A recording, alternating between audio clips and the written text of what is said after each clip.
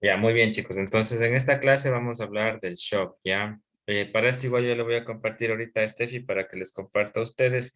Hay los capítulos que son resumidos de Jiménez Murillo, ¿no? Que son súper sencillos de entender y esto les va a ayudar también con las cuotas principales para el examen del CASES. Lo que nosotros vamos a hacer ahorita es darles igualmente las cosas básicas en cuanto a esto del manejo del shock, ¿ya? Entonces ya le comparto.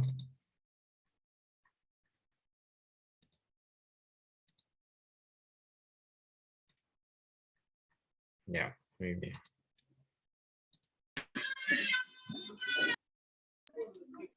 Ya, muy bien, chicos. Me avisan, por favor, si ya pueden visualizar en sus pantallas, por favor. Sí, Sí se puede ver. Ya, muchas gracias. Muy bien, chicos. Vamos a iniciar con la definición del shock, ¿no? Como ustedes ya muy bien saben y han pasado ya en los internados, el shock es un estadio, básicamente, no se olviden, chicos, de hipoperfusión, ¿no? No se olvide que todos nuestros tejidos, todos nuestros órganos funcionan a través de un adecuado sistema de perfusión. A través de la perfusión, lo que se asegura a nivel de los tejidos es un adecuado aporte de micronutrientes, ¿ya? Es dentro de estos micronutrientes, los más importantes para el metabolismo basal de todas las células corresponde tanto a el oxígeno como la glucosa, de tal manera que si nosotros tenemos un estado de hipoperfusión tisular, lo que va a pasar a nivel de los tejidos es que la cantidad de sangre va a ser menor y obviamente la cantidad de aporte de oxígeno y la cantidad de aporte de glucosa también va a ser menor. Y con esto el tejido entra a un estado previo a la isquemia, ¿no? Y es un estado de hipoxia tisular y esta hipoxia tisular va a su vez a activar algunos mecanismos citoquímicos, por ejemplo, la liberación de radicales libres de oxígeno que van a aumentar en este caso el daño tisular, ¿no? Entonces, no se olvide que el estado de shock es eso, no es un estado de hipoperfusión tisular y este estado de hipoperfusión tisular le puede llevar al paciente a un estado muy grave que corresponde ya a una parada cardiorrespiratoria. No se olvide de las 5H y las 5T de la muerte que usted tiene que tener en consideración en un paciente en estado crítico, ¿no? ¿Cuáles son estas 5H y cuáles son estas 5T de la muerte? Las 5H de la muerte corresponden a la hipovolemia. Efectivamente, la hipovolemia es el resultado de un estado de shock, si me hago entender. Hemos hablado, hemos dicho que el shock es un estado de hipoperfusión. Si yo estoy en un estado de hipoperfusión, significa que la volemia, es decir, la cantidad de sangre que se encuentra presente en los vasos sanguíneos, también ha disminuido. Y este estado de hipovolemia clínicamente se puede manifestar con un estado de hipotensión arterial.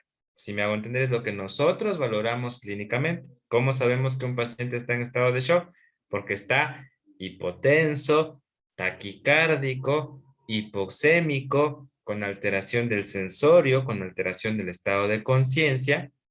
No se olvide que los estados de conciencia son el estado alerta, que es lo que ustedes están en este momento teniendo la clase, prestándome atención, están comprendiendo, ¿no? Entonces es un estado alerta. Ya luego viene el estado del estupor, ya el paciente ya no es capaz de conectarse adecuadamente con el medio, solo responde a los estímulos auditivos fuertes, responde y luego vuelve a dormitarse, porque hay un estado de alteración de la conciencia, ¿no?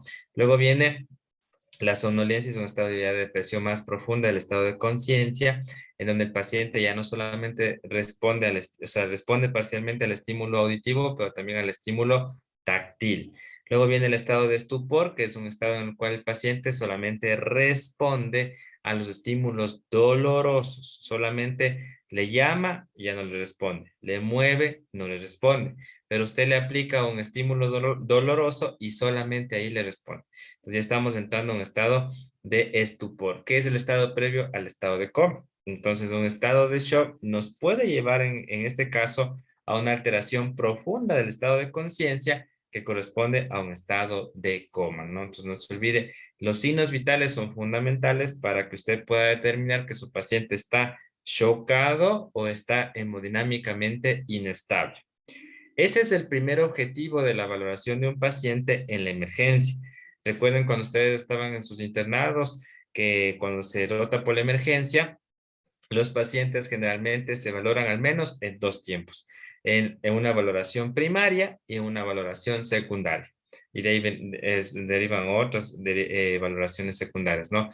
En la valoración primaria de un paciente que se encuentra ingresado en el área de la emergencia, es determinar si el paciente está estable o inestable desde el punto de vista hemodinámico. En otras palabras, ver si su paciente está o no está chocado o ver si su paciente está muerto. También existe esa posibilidad de que el paciente ya esté en parada cardiorrespiratoria y así se le traslada al servicio de la emergencia.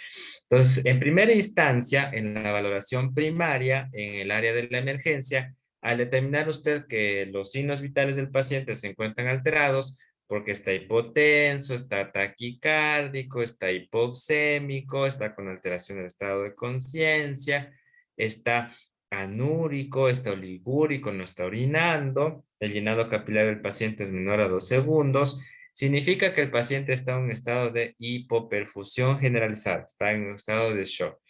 Y si nosotros no resolvemos las situaciones clínicas que probablemente le están chocando al paciente, podría tener un alto riesgo de caer en una parada cardiorrespiratoria. Por lo tanto, un paciente que se encuentra inestable desde el punto de vista hemodinámico, en la valoración inicial o en la valoración primaria en el área de emergencia, debería estar ingresado en un área de cuidados críticos, porque debemos tener al paciente monitorizado. Debe estar conectado a un monitor, debemos monitorizarle permanentemente su presión arterial, su frecuencia cardíaca, su frecuencia respiratoria, la saturación de oxígeno, la temperatura, y también valorar también cómo está el estado de diuresis, ¿no? Por eso todos los pacientes críticos en el área de cuidados intensivos tienen sondas para cuantificar cómo va sus gastos urinarios o sus diuresis, ¿no?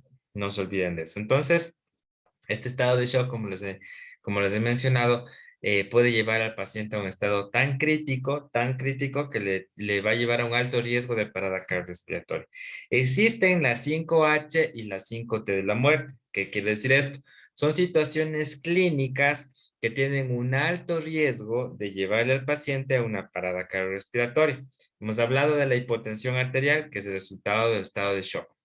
Tenemos a la hipoxemia. La saturación de oxígeno baja le va a llevar probablemente al paciente a un estado de shock y a un estado de peligro de una parada cardiorrespiratoria.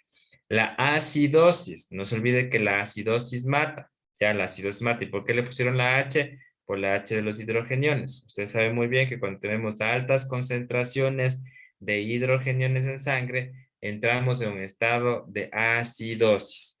Y la acidosis, que puede ser respiratoria, puede ser metabólica, si no se resuelve, el paciente puede llegar a fallecer, ¿no? Ejemplos de acidosis respiratoria, todas las patologías respiratorias, neumonías principalmente. ¿Por qué se morían los pacientes con COVID-19? Porque desarrollaban un SDRA, que es un síndrome de distrés respiratorio agudo, tan severo, que el paciente hacía un estado de acidosis respiratoria y terminaba falleciendo.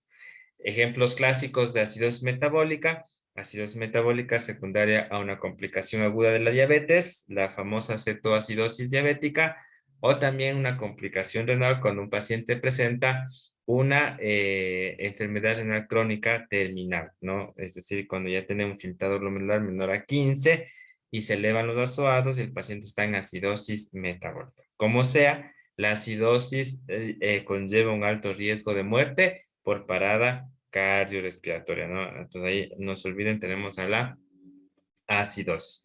Tenemos a la hipo y a la hiperpotasemia. No se olvide que si usted tiene algunos trastornos electrolíticos, usted ya muy bien sabe que los dos principales que manejamos casi siempre en hospitalización corresponde a los trastornos del sodio y corresponde a los trastornos del potasio.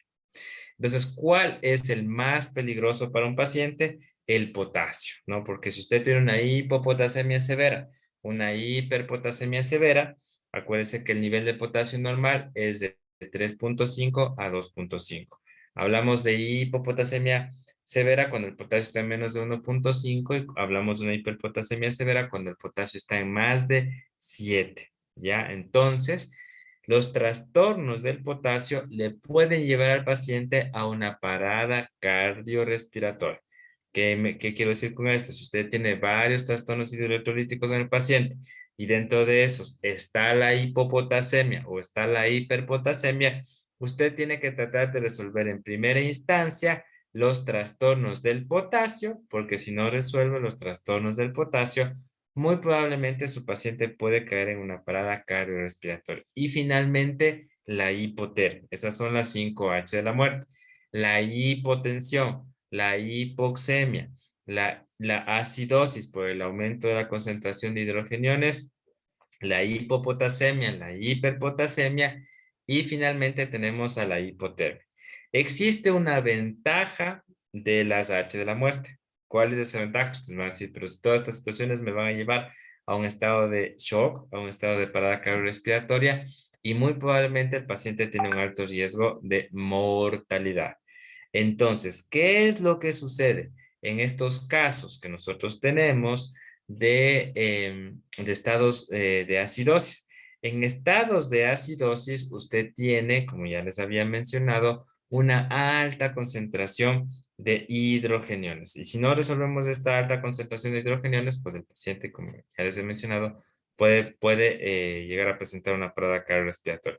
Pero todas estas H's, hipotensión, hipoxemia, acidosis, hiperhipopotasemia e hipotermia, no se presentan de forma súbita. Se considera que el paciente debería pasar al menos 8 horas en este estado de las H's para poder caer en una parada cardiorrespiratoria. Si me hago entender, es lo que suele pasar en los servicios de medicina interna. Tenemos tantos pacientes que de la nada, mientras estamos pasando visita, etcétera, haciendo ingresos, interconsultas, de pronto código azul, código azul, código azul en tal habitación, código azul en toda la habitación. Vamos y asistimos el código azul. Y la típica pregunta, no, pero ¿qué pasó? ¿Por qué el paciente entró en paro? No, doctor, si estaba bien. Le hice la nota de la evolución nocturna y el paciente estaba bien, pero revisamos nosotros la hoja de signos vitales y desde la mañana el paciente ha estado hipotenso, ha estado con presiones ha amanecido con 160, siendo que es un paciente hipertenso. Luego la presión le baja a 90-60, 80-40, pasa con 80-40, 70-30 y nadie ha hecho nada por ese pobre paciente. Entonces, pasó toda la mañana, parte de la tarde hipotenso, hasta que obviamente los mecanismos de compensación del paciente no van a poder compensar ese estado de hipotensión y entra en parada cardiorrespiratoria. Si me hago entender, un paciente que ha estado en la mañana con potasio de 2,1, ya, y recién en la tarde se le ocurre al interno avisarnos, sabe que doctor, tengo un paciente con potasio de 2,1. Vamos a ver al paciente y justo ese rato hace parada cardiorrespiratoria. ¿Qué le llevó a la parada cardiorrespiratoria? La hipopotasemia. Sabían que el potasio estaba bajo desde la mañana y ¿por qué nos comunican en la tarde? Recién en la tarde queremos nosotros compensar esa hipopotasemia cuando ya pasó varias horas en ese estado de hipotensión, ¿no? Un paciente que está hipoxémico, ¿no? Que está saturando bajo, igual. Desde la mañana el paciente estaba saturando 75, 86, 84, 80 y no le han puesto oxígeno. Entonces, miren que las acciones iniciales en los pacientes que tienen estas condiciones de H la muerte son súper sencillas, ¿no? Si usted tiene un paciente hipotenso, ¿cómo resolvemos la hipotensión? Canalizándole vías periféricas y administrando líquidos isotónicos, como una solución salina o lactato de Ringe. Tratamos de resolver la hipotensión. Le sacamos de la hipotensión al paciente, pero no solamente es el tratamiento, si me hago entender. Ese es el tratamiento inicial de la emergencia para tratar de sacar al paciente del estado de shock. Y luego usted tiene que llegar a la causa de la hipotensión. ¿Será un shock hipovolémico? ¿Será un shock cardiogénico? ¿Será un shock distributivo? ¿Un shock anafiláctico? ¿Será un shock séptico? Usted tiene que llegar a determinar cuál es la causa del shock por la cual su paciente está hipotenso, taquicárdico y hipoxémico con alteración del estado de conciencia. Si me hago entender, pero las acciones iniciales en la valoración primaria en el área de emergencia son sencillas, ¿no? Si su paciente está hipoxémico, si su paciente al ingreso en emergencia está saturando 70, póngale oxígeno, ¿ya? No sabemos si el paciente está hipotenso o está, perdón, no, hipopotasémico o hiperpotasémico. Vamos a hacer los exámenes de laboratorio. No sabemos si el paciente está acidótico. Muy probablemente sí.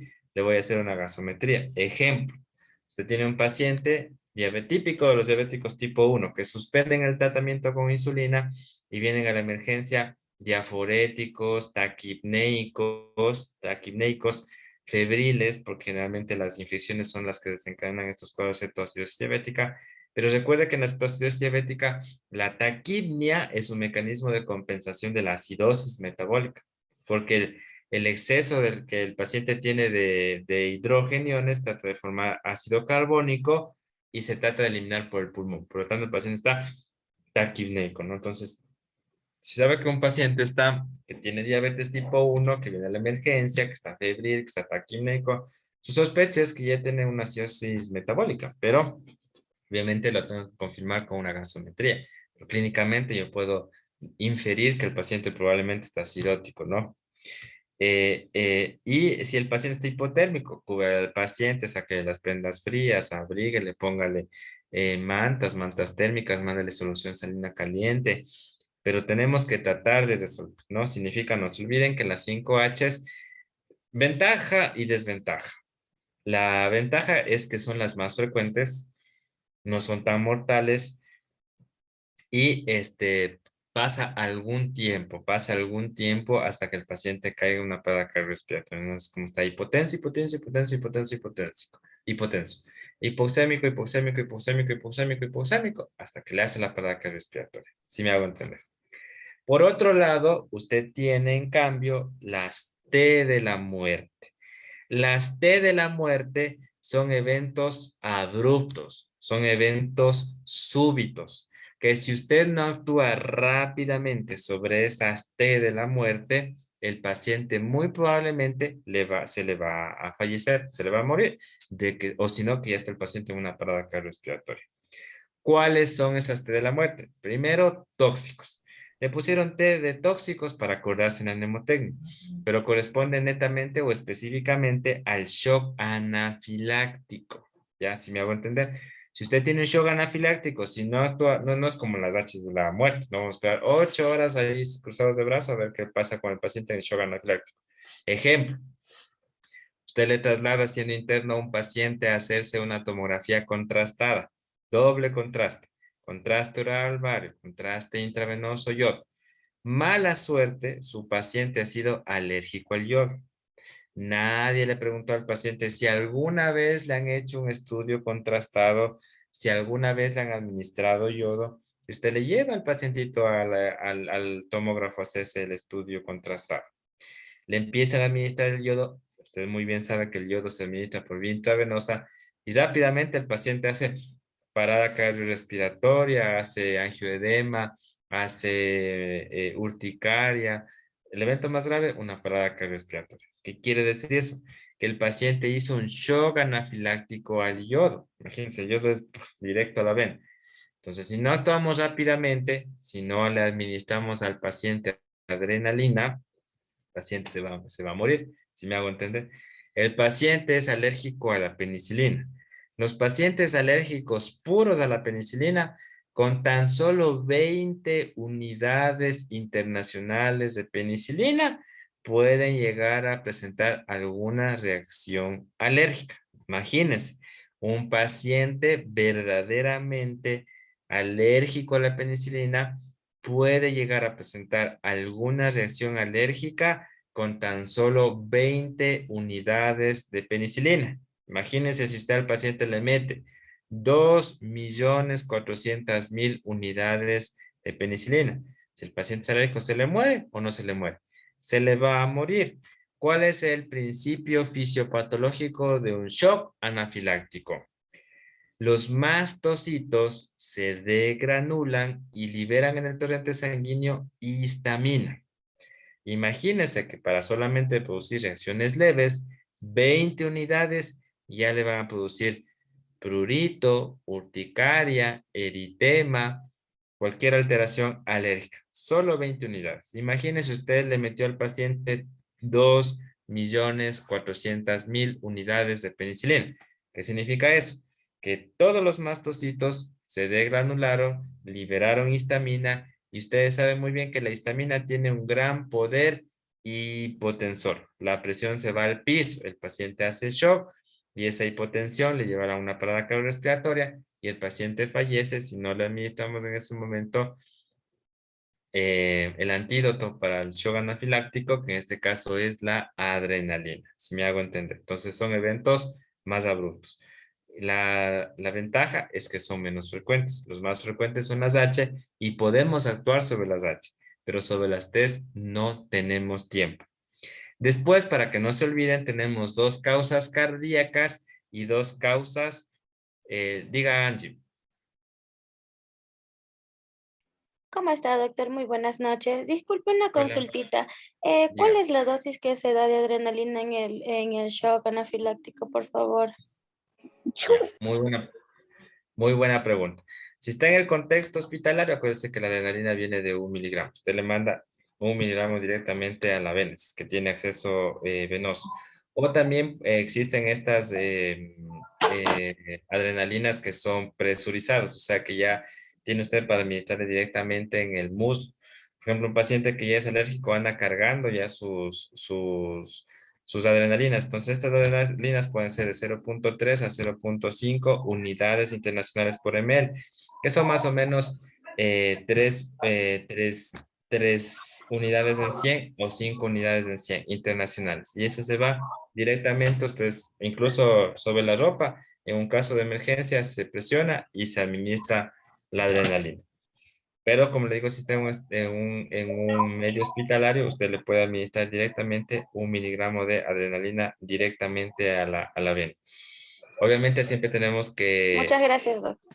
no se preocupe, siempre que usted le administre el 1 miligramo, siempre le empuja. Siempre le empuja con solución salina, si no se queda en las vías. Sí, la administra inicialmente la adrenalina, pero si su paciente ya cayó en parada cardiorrespiratoria, que es lo que tenemos que hacer, soporte vital avanzado, si me hago entender. Puede ser que un paciente en shock anafiláctico inicialmente no esté en parada cardiorrespiratoria. ¿Que tiene alto riesgo de presentar parada cardiorrespiratoria? Sí, ese riesgo está presente, si me hago entender. Son dos escenarios distintos. Usted le administró adrenalina y súbitamente el paciente pierde la conciencia, se desploma, pero todavía tiene pulso. Entonces ahí le ponemos adrenalina. Pero si su paciente, producto de la administración de algún fármaco, hizo shock anafiláctico y el shock anafiláctico le llevó a una parada cardiorrespiratoria, entonces el objetivo en ese caso es darle ya soporte vital avanzado, ¿no? Si me hago entender en esa parte. Regresemos a las T de la muerte. En las T de la muerte ya habíamos hablado de shock anafiláctico y tenemos dos causas cardíacas y dos causas pulmonares. Las causas cardíacas, el infarto agudo de miocardio, ¿por qué le pusieron T? Trombosis coronaria. Y la otra T, el taponamiento cardíaco, ¿ya? Las dos entidades clínicas igual son emergencias médicas. Si usted tiene un paciente con síndrome coronario agudo con elevación del cemento ST, que es el más grave, imagínense si tuviésemos un infarto multivaso, paciente tiene un infarto fulminante y fallece. En los medios prehospitalarios mismo llegan a fallecer, ¿ya? El taponamiento cardíaco, no se olvide que el corazón está envuelto entre el pericardio visceral y el pericardio parietal, y ese espacio virtual permite que el corazón en sístole y en diástole permita la contracción y la dilatación, la contracción y la dilatación.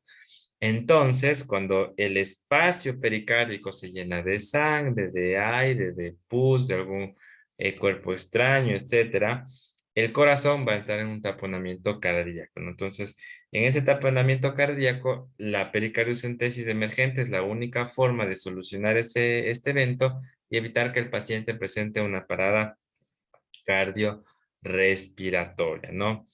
¿Cómo nos damos cuenta que un paciente está con una parada cardiorrespiratoria? No, con un taponamiento cardíaco, con la tríada de Beck, ¿no? ¿Se acuerdan de la tríada de Beck? Que es el pulso filiforme, la ingurgitación yugular y la abolición de los ruidos cardíacos. Usted le intenta auscultar el corazón y no ausculta nada más, no ausculta nada o muy poco. El pulso del paciente es filiforme, está como vibrando, está como titilando y tiene ingurgitación yugular, ¿no? Entonces eso corresponde a un taponamiento cardíaco que igualmente es una emergencia médica, ¿no? Entonces, no se olviden, dos causas cardíacas: trombosis coronaria, infarto agudo de miocardio, principalmente infarto agudo de miocardio con elevación del segmento ST.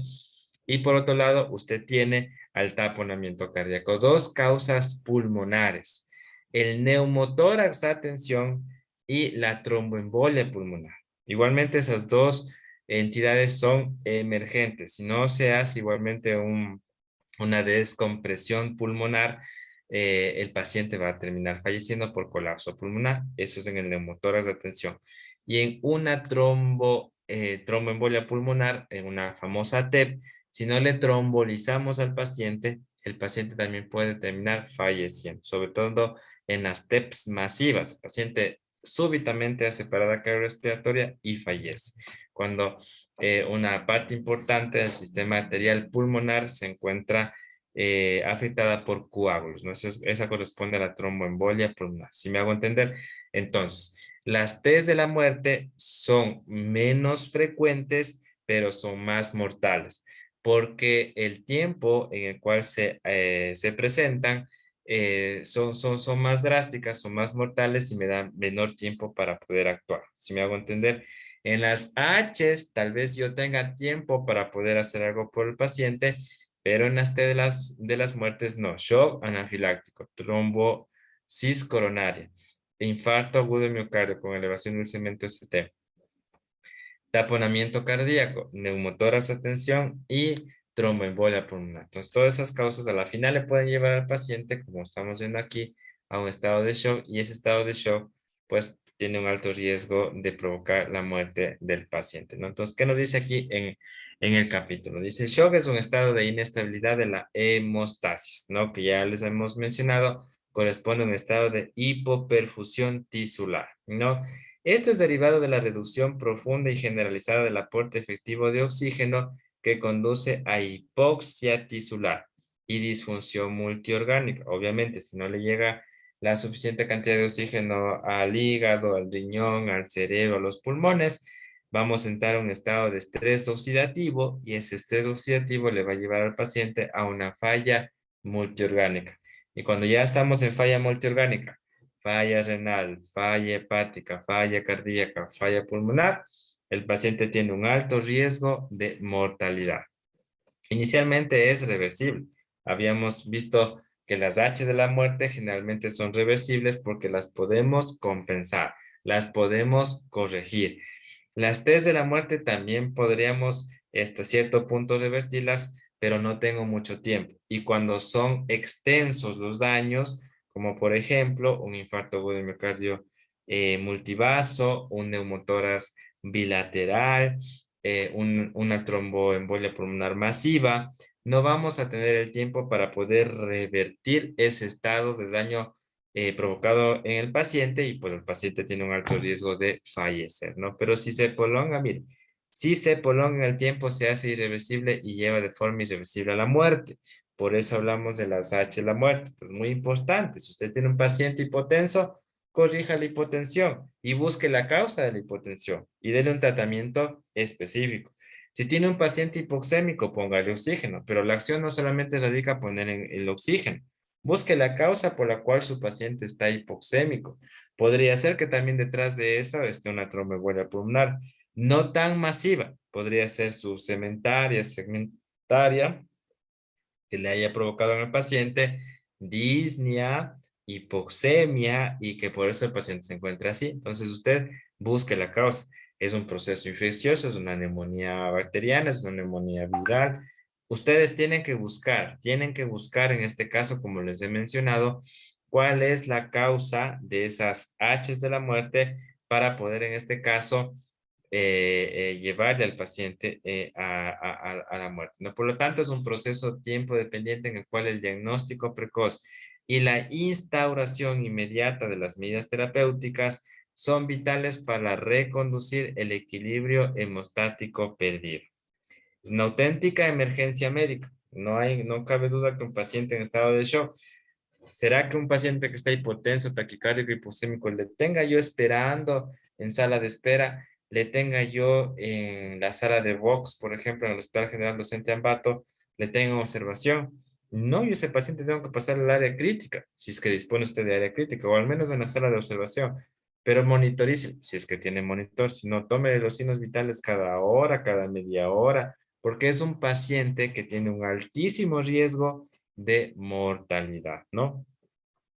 El denominado código shock engloba un conjunto de actuaciones que deben iniciarse en el punto del contacto del paciente con el sistema hospitalario. En muchas de las ocasiones, los equipos prehospitalarios de atención paramédica son quienes ya establecen inicialmente acciones que van a permitir, en este caso, salvarle la vida de un paciente. Si un paciente está con una trombosis coronaria, un infarto agudo de miocardio que le llevó a una parada cardiorrespiratoria, y es atendido en primera instancia por un paramédico, por el servicio de ambulancias, ellos son los que deben instalar las medidas iniciales. Ellos son los que van a dar soporte vital básico y avanzado. Si es que tienen las ambulancias equipadas incluso tienen desfibriladores, les van a desfibrilar. Si me hago entender, si al paciente le encuentran chocado, ya le van a poner una vía, le van a canalizar, le van a pasar solución salina, lactato de Ringe. Si el paciente es tipo térmico, qué sé yo, le encontraron en una laguna y todavía el paciente tiene signos vitales, le sacan la ropa, le secan, le calientan, etcétera, para tratar de evitar la hipotermia. ¿Sí me hago entender? El primer punto de atención médica en un paciente en estado de shock, ya sea prehospitalario u hospitalario, imagínese hospitalario, o sea, sería el colmo que ya un paciente que llega chocado al servicio hospitalario no se le atienda con la brevedad del caso. Si me hago entender, para eso viene el famoso triaje de Manchester. Usted ya sabe muy bien que en el triaje de Manchester usted tiene prioridades para atender a los pacientes que están precisamente en emergencias o urgencias. Y dentro de esto, el estado de shock indudablemente nos obliga a nosotros a darle esa atención prioritaria en el servicio de la emergencia, ¿no? Muy bien. Desde un punto de vista etiopatogénico pueden diferenciarse los siguientes tipos de shock. Ustedes ya saben, shock hipovolémico, típico de los traumas, típico de las lesiones, de las pérdidas de sangre. Causas clínicas, hemorragias digestivas, hematemesis, melenas.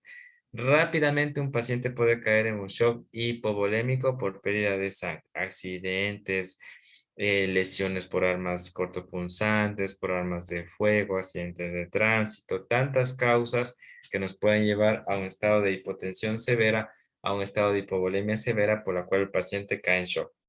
Cardiogénico, causas, taponamiento cardíaco, trombosis coronaria, ¿no? Obstructivo, dentro del shock de tipo obstructivo tenemos el shock neurogénico, ¿no? Una compresión medular puede llevar al paciente al shock neurogénico, en donde el paciente presenta también una alteración de los signos vitales, está chocado, igual hipotenso, taquicárdico, hipoxémico con alteración de estado de conciencia y con impotencia funcional. Distributivo o vasogénico, típico de los shocks sépticos, ¿no? Porque ahí se redistribuye el líquido intravascular, pasa al intersticial y el paciente igualmente cae en un shock. ¿Cuál es la causa de ese shock? Un proceso infeccioso severo. O es tan severo, esto está tan grande la carga bacteriana, tan grande la carga viral, o a su vez el estado inmunológico del paciente es deficiente, por eso un paciente en estado de inmunodepresión podrá caer más fácilmente en un shock de tipo séptico porque no tiene defensas, porque su sistema inmunitario está debilitado. Shocks tóxicos y metabólicos, como por ejemplo un paciente con un estado de acidosis metabólica secundaria a una descompensación diabética que le lleva a una cetoacidosis diabética. Esta cetoacidosis diabética también le puede llevar al paciente a un estado de shock metabólico. Y este shock metabólico le va a provocar en este caso al paciente estas alteraciones dentro de sus signos vitales, ¿no? Muy bien. Y pueden también coexistir varios tipos de shock al mismo tiempo, ¿no? Y esto también nos va a dar la pauta de que si inicialmente el paciente no responde a las medidas iniciales, vamos a tener que utilizar un vasopresor. Por un lado tenemos el shock anafiláctico. ¿Qué vasopresor utilizamos? Adrenalina. Shock séptico, norepinefrina. Shock cardiogénico, dobutamina. El shock, igualmente el shock hipovolémico responde también muy bien a la norepinefrina. El shock de tipo neurogénico distributivo también responde muy bien a la noradrenalina. La dopamina, acuérdense que la adrenalina tiene efectos adrenérgicos puros. Existen unos receptores alfa-adrenérgicos que se denominan receptores alfa 1 que están presentes principalmente en las arteriolas. Vamos a volver al ejemplo del shock anafiláctico. Hemos mencionado que en el shock anafiláctico los mastocitos se degranulan y liberan grandes cantidades de histamina al torrente sanguíneo. Esta histamina produce una gran vasodilatación porque el poder de vasodilatación de la histamina es fuertísimo y por eso la presión cae al piso y el paciente se choca.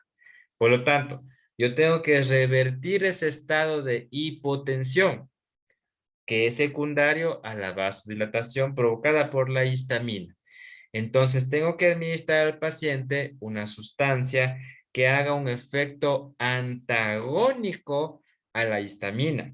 Es decir, que no me vasodilate, sino me vasocontraiga.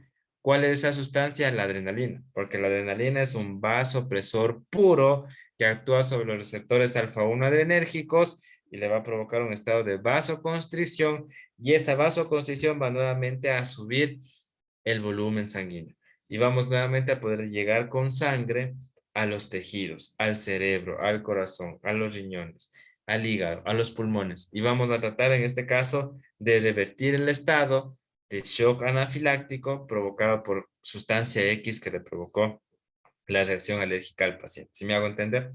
Si usted tiene un estado de shock séptico, por ejemplo, igualmente la noradrenalina o norepinefrina sigue siendo el vasopresor de elección porque necesitamos vasoconstricción. En el shock cardiogénico, yo no tengo que tener tanto estímulo sobre los receptores alfa 1, sino sobre los receptores beta 1 cardíacos, ¿ya? Entonces, en este caso, la dobutamina tiene un efecto cardioselectivo porque actúa sobre los receptores beta 1 adrenérgicos. Por lo tanto, nosotros, si tenemos un paciente con shock cardiogénico, vamos a preferir administrarle dobutamina después de que haya yo iniciado con mis tratamientos iniciales y no me ha respondido. Todas las guías dicen que inicialmente usted debe administrar líquido, debe administrar solución salina, lactato de Ringer, para ver si el paciente mejora en alguito ese estado de shock. Si el paciente no mejora el estado de shock, vamos a utilizar vasopresores. ¿Sí me hago entender? La resucitación inicial de los estados de shock, según las guías, sigue siendo reanimación con líquidos o cristaloides o lactato de Ringer para reanimar al paciente. Obviamente, si el paciente también está con shock hipovolémico, está perdiendo sangre, dele sangre. Vamos a darle concentrados de glóbulos rojos porque necesita perdiendo sangre, ¿sí me hago entender?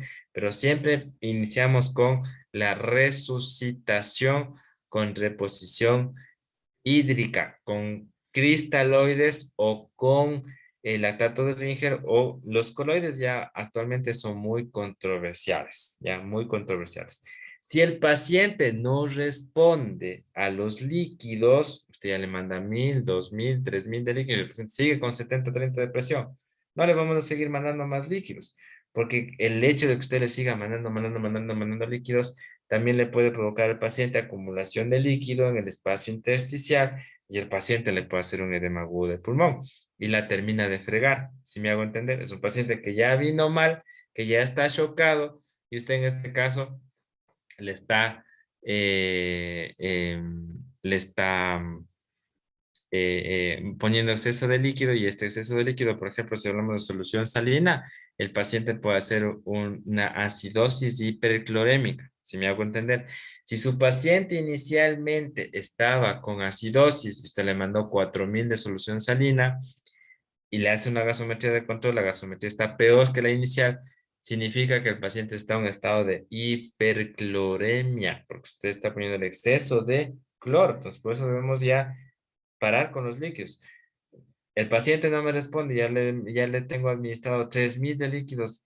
en bolos y sigue hipotenso, vamos a utilizar un vasopresor y con el vasopresor a la par vamos estudiando cuál es la causa del shock para darle un tratamiento específico. ¿Si me hago entender? Si fuera un shock séptico, le administra líquidos, no responde, iniciamos vasopresores, vamos con norepinefrina y determiné que ya es una neumonía, vamos con el antibiótico. Si me hago entender, al menos un antibiótico de amplio espectro inicialmente sería la opción más razonable en un shock séptico, porque el estado de infección del paciente es severo.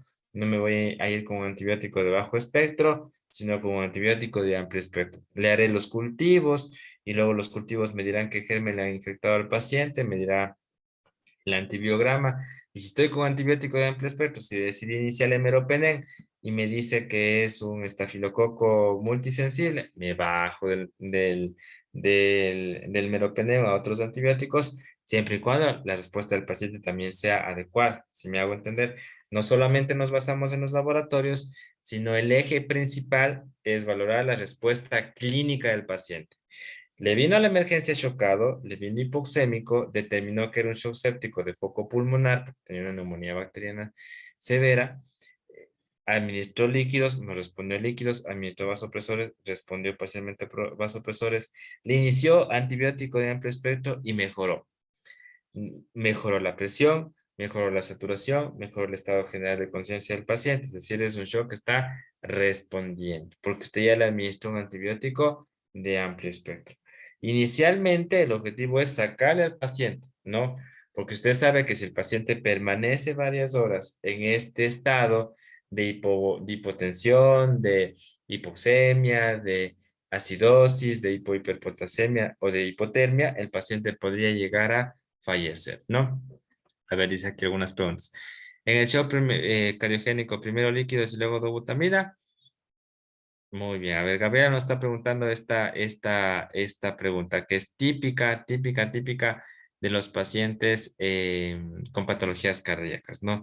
Ahí el shock puede ser mecánico porque el paciente tiene un infarto miocardio y el infarto miocardio le llevó a una falla de bomba y esta falla de bomba le llevó al paciente a un shock cardiogénico. Inicialmente igual sigue siendo líquidos. Si el paciente no responde a líquidos, le damos dobutamina, ¿no? Porque es lo que le hace falta.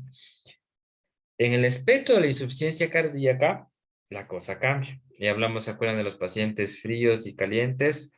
Los pacientes calientes y húmedos, los pacientes fríos y secos, ¿se acuerdan eso? ¿Qué significa eso?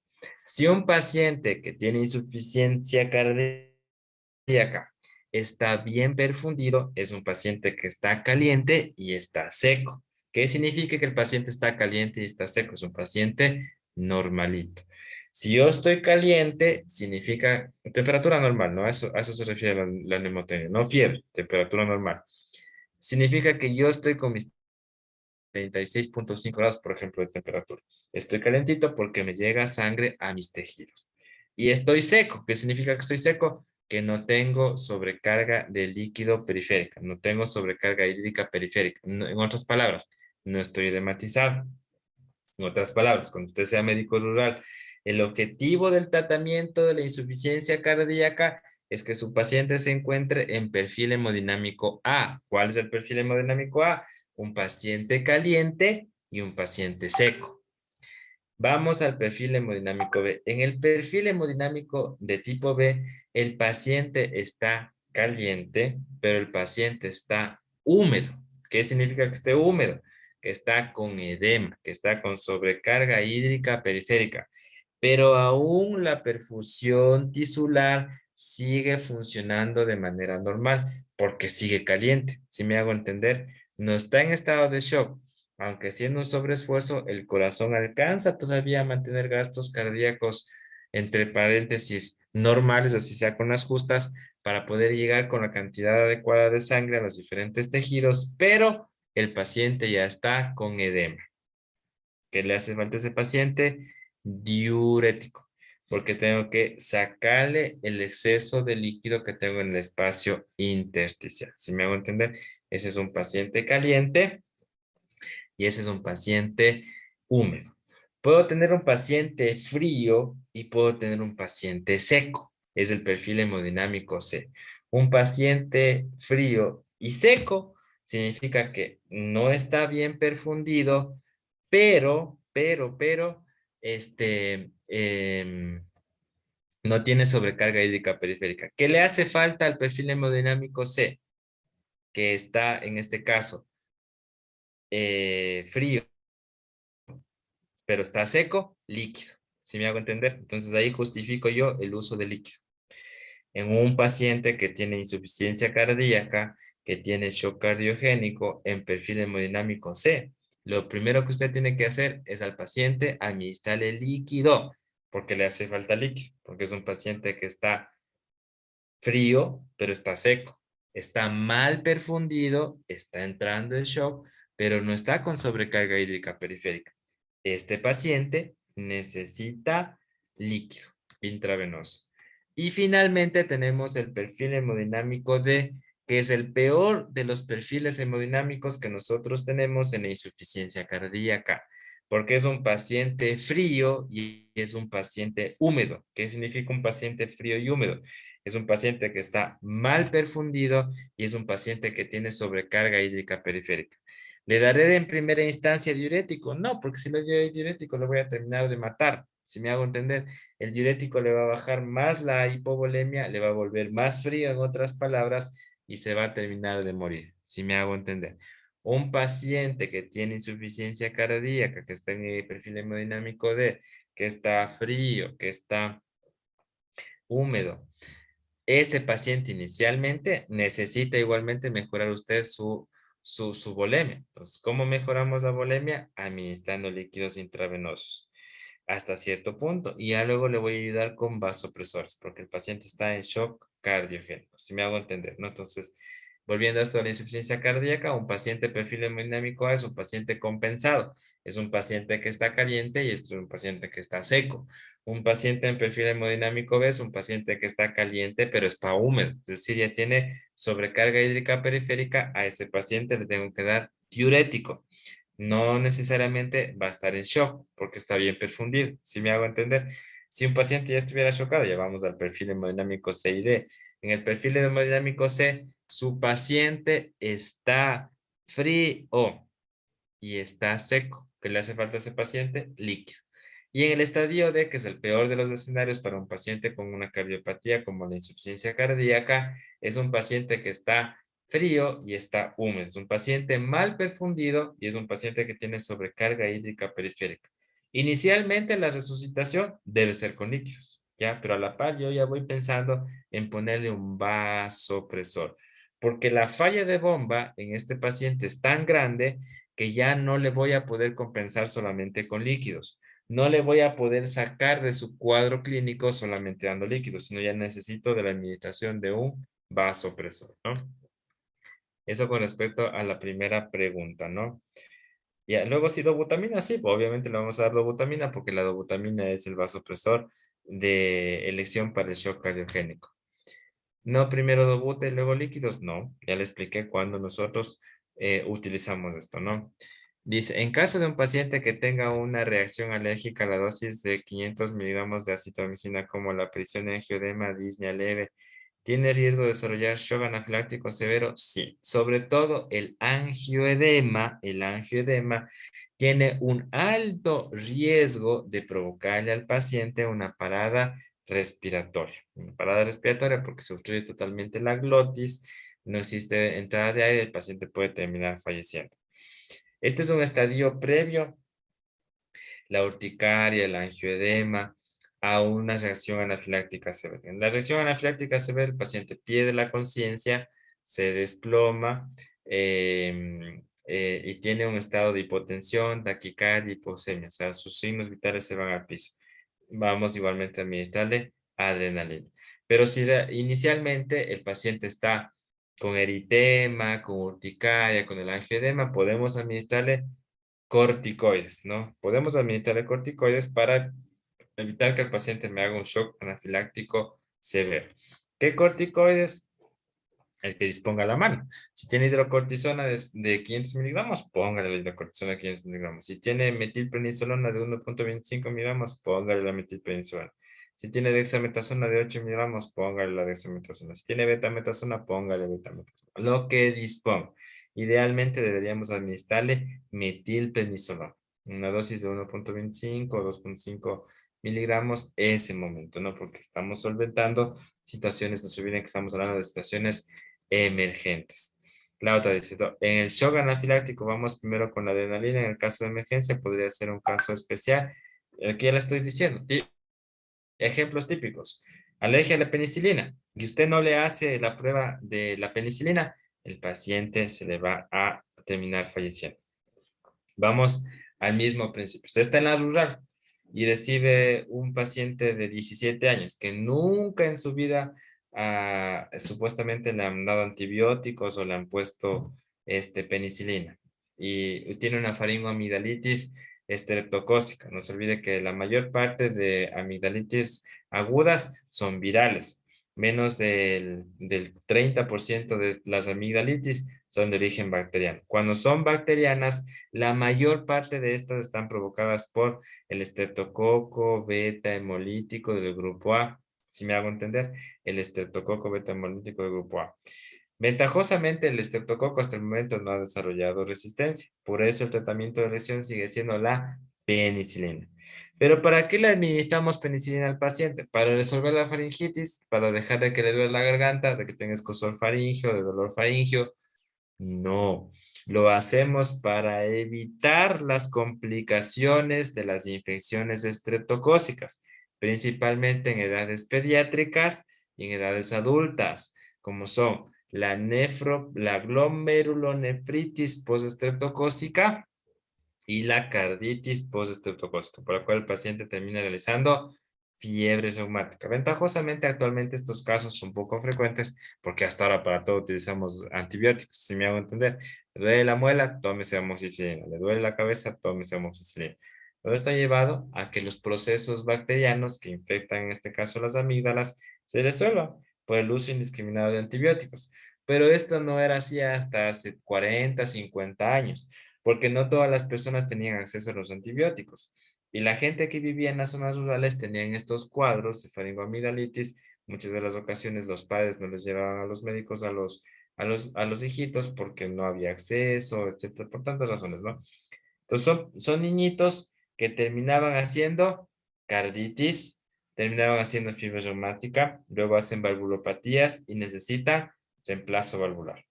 Pues son niños que terminaban haciendo síndrome nefrítico. Son niños, acuérdense la triada del síndrome nefrítico: hematuria, hipertensión y edema. Entonces, un niñito que hace unas 3 semanas, cuando usted está en las ruedas, usted está en Pangua y está en una comunidad súper alejada, y le viene la mamita con la niñita de 8 años. Doctorcito, doctorita, le traigo a mi hijita porque está hinchadita las piernas, está orinando sangre. ¿Qué será, doctorito? ¿Qué será, doctorito? Usted le toma la presión y el niñito está hipertenso. Entonces ya viene con o como decía mi profesor de semiología en la universidad, viene con un, ¿cómo se llama? Con un cartel que le dice, tengo, ¿qué cosa? Tengo síndrome nefrítico, tengo glomerulonefritis postestreptocócica. Usted pregúntele a la mamita, señora, su hijita hace unas semanas estaba con tos, con gripe, le molestaba la gargantita, no estaba con fiebre. Le va a decir, sí, doctorita, sabe que hace unos 15 días mis tres hijitos estaban así resfriados, mocositos, les dolía la garganta. Yo les di solamente agüitas del campo y a mis otros 2 huevos les pasó.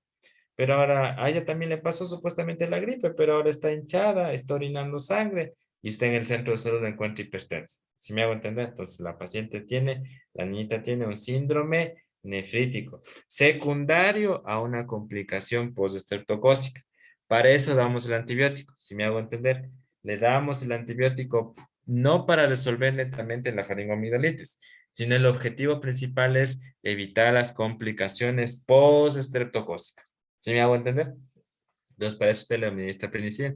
Supongamos que no es el caso, que la niñita sí se fue donde usted y le va a poner la penicilina. Guaguas que ya pesa más de 27 kilogramos, ya le puede usted poner desde 600,000 unidades de penicilina. ¿Ya? Supongamos que esta hueva ya pesa 40 kilos, ya, entonces le vamos a poner penicilina, pero nunca en su vida ha recibido penicilina. ¿Qué tiene que hacer? La prueba de reacción alérgica a la penicilina. Servirá, ¿qué es lo que hacemos? Cogemos la enfermera, coge el 1.200.000 de la penicilina, le diluye en una jeringa y le administra a la niñita. ¿Estará bien eso? No está bien. Tenemos que llegar a una dilución de al menos, si ya sabemos que al menos hasta con 20 unidades de penicilina, un paciente ya le hace una reacción anafiláctica. Yo tengo que hacer al menos, si yo trabajo con el frasco de 1.200.000, tengo que llegar a una dilución de 12. ¿Sí me hago entender? Cero, no es dilución del 100. Si ya le digo que un paciente que tiene alergia a la penicilina, mire, no mire, escuche. Si usted tiene un paciente, si la literatura dice que un paciente que es alérgico a la penicilina con 20 unidades le llega a hacer alergia, si usted le pone 100 unidades, ¿le hará o no le hará alergia? ¿Le hará o no le hará angioedema? Le va a hacer angioedema. Entonces usted tiene que llegar a las 12 o a las 24 unidades. ¿Cuál es la más utilizada? Las 12. Si tenemos penicilinas de 1.200.000, hacemos dilución. Se les queda de tarea para ir a investigar. El objetivo es que usted llegue a hacer 4 diluciones. Con 4 diluciones usted haga diluciones de uno en uno, del 1 por 1 se llama. Llega a hacer 12 unidades. Y con esas 12 unidades usted le administra subdérmicamente a la niñita y ve si hay o no hay una reacción. Si usted le administra esas 12 unidades a la niñita y enseguida el bracito se le hace rojo, esa paciente tiene alergia a la penicilina hasta demostrarse lo contrario. ¿Sí me hago entender? Entonces, nos vamos a atrever a esta niñita que me hizo reacción alérgica con 12 unidades de penicilina, a administrarle 600.000 unidades, 1.200.000 y 2.400.000. No, ha pasado. O sea, y usted tiene en el centro de salud coche de paro, adrenalina, laringoscopio, tubos, desfibrilador. No, muchas de las ocasiones en los propios hospitales, en nuestros mismos servicios, nuestros coches de paro están incompletos porque no hay insumos, porque no hay equipos. Peor aún usted en el centro de salud, que supongamos, usted se pasa de sobreconfiado. No pasa nada, licenciada. Póngale nomás 1.200.000 unidades a la niñita. Toma el 1.200.000 y ese rato la niñita pierde la conciencia, se desmaya, se vuelve diafrorética y es separada cardiorrespiratoria. ¿Qué pasó? Hizo un shock anafiláctico, ¿no? Ventajosamente las personas alérgicas a la penicilina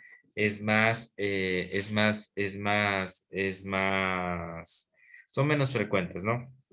Aquí dice 19 dijo máximo por 20 ya es peligroso. Y claro, o sea, decimos que ya solamente con 20 unidades un paciente ya puede hacer algún tipo de reacción. ¿Cuál es? Obviamente va a ser una reacción leve. Urticaria, prurito, eritema. Son reacciones súper leves. Pero imagínense, si solo con 20 y a su paciente le hace eritema y prurito y eritema, ¿qué será si usted le administra 1.200.000 o 2.400.000? El paciente le va a hacer una parada cardiorrespiratoria secundaria a un shock anafiláctico. En este caso, por la administración de penicilina. Si me hago entender. Nosotros siempre ustedes tienen que llegar a la dilución de 12 para poder realizar la prueba de alergia a la penicilina y administrarle con seguridad la penicilina, ¿no? Si me hago entender. Regresemos al capítulo, ¿no? Vamos entonces al tratamiento. Los objetivos terapéuticos en las primeras 6 horas. Mire, hemos hablado que el paciente puede estar 8 horas hipotenso, son los típicos pacientes. Pero ¿qué pasó? Porque el paciente ya hace parada cardiorrespiratoria. Típico código azul, donde todo el mundo se asusta, todo el mundo está ahí encima del paciente, muchos estorbando, otros no haciendo nada, pocos ayudando. ¿Qué pasó? Es un paciente que estaba bien, doctor, no sé por qué hizo una parada cardiorrespiratoria. Ha estado bien hipotenso, bien hipoxémico, bien hipopotasémico, bien acidótico y por eso el paciente se paró. Si me hago entender, por eso aquí dice los objetivos terapéuticos en las primeras 6 horas son maximizar la oxigenación. Mire, usted tiene 6 horas, 6 horas. Establecer una adecuada ventilación, normalizar la alteración hemodinámica. Si su paciente está inestable hemodinámicamente, tiene que compensar y tratar la causa del shock. No se olvide eso, ¿no?